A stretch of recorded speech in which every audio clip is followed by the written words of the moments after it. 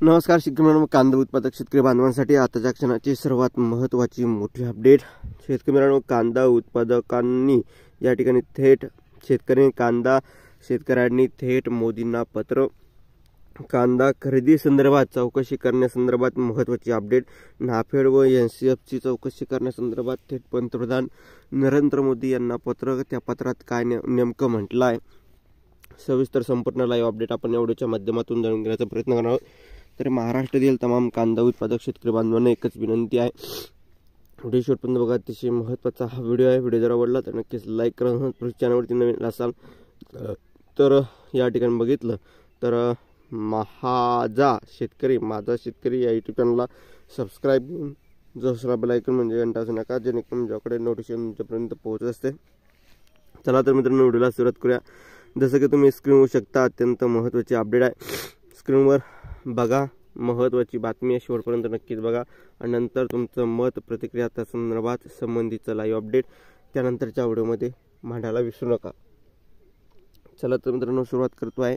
जसं की तुम्ही या ठिकाणी स्क्रीनवर बघत आहात, अत्यंत महत्त्वाची आणि मोठी बातमी आहे। नाफेड आणि एनसीएफच्या कांदा खरेदीची चौकशी करण्यासाठी शेतकऱ्यांचे थेट मोदींना पत्र। भारत सरकारने जी नाफेड व एनसीएफ यांच्यामार्फत महाराष्ट्रातील कांदा उत्पादकांसाठी विश्व क्रांतिकारी निर्णय घेतला।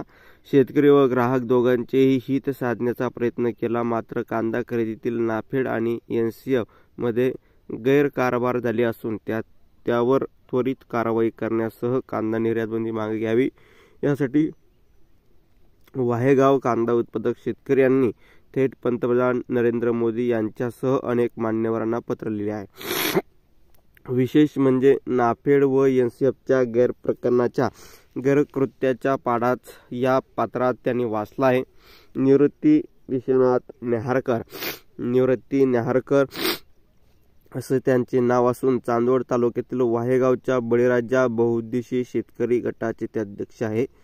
काही प्रोड्युसर कंपन्या आणि नाफेड, एनसीएफ व काही प्रमाणात शेतकरी यांनी खरोखर कांदा विक्री केली असेल तर त्यांना नक्कीच सन्मान व्हावा, मात्र ज्या घटकाने मोठ्या प्रमाणात भ्रष्टाचाराची सगळी यंत्रणा उभारली, यासाठी केंद्रातील एनसीएफ कडून किंवा ईडी कडून उच्चस्तरीय चौकशी होणे गरजेचे आहे।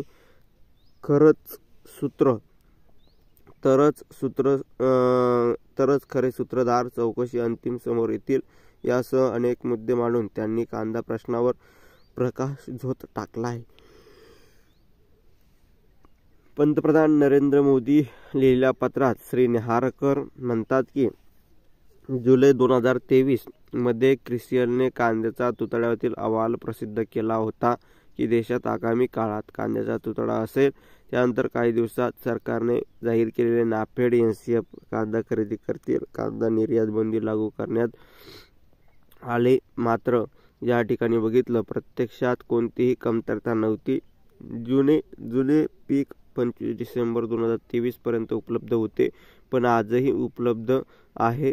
नोव्हेंबर रोजी केंद्रीय ग्राहक मंत्रालयाचे व कृषी मंत्रालयाचे अशा अनेक विभागाचे अधिकारी पाहणी करण्यासाठी आले असता त्यांच्याकडे नाफेड व एनसीएफ यांनी बाजार समितीत कांदा खरेदी करावं, यासाठी शेतकऱ्यांकडून कांदा खरेदी न करता काही ठराविक व्यापाऱ्यांकडून कांदा खरेदी केला जातो, असे केंद्रीय समितीच्या पिंपळगाव बसवंत बाजार समितीत मीटिंगमध्ये नाफेड व एनसीएफ व NHRDF कृषी विभाग, पिंपळगाव बाजार समितीचे सभापती, लासलगाव बाजार समितीचे सभापती या सर्व घटकांसमोर मी स्वतः निवृत्ती न्याहारकर, दिल्लीच्या अधिकारी सर्व घटनेची कल्पना दिली।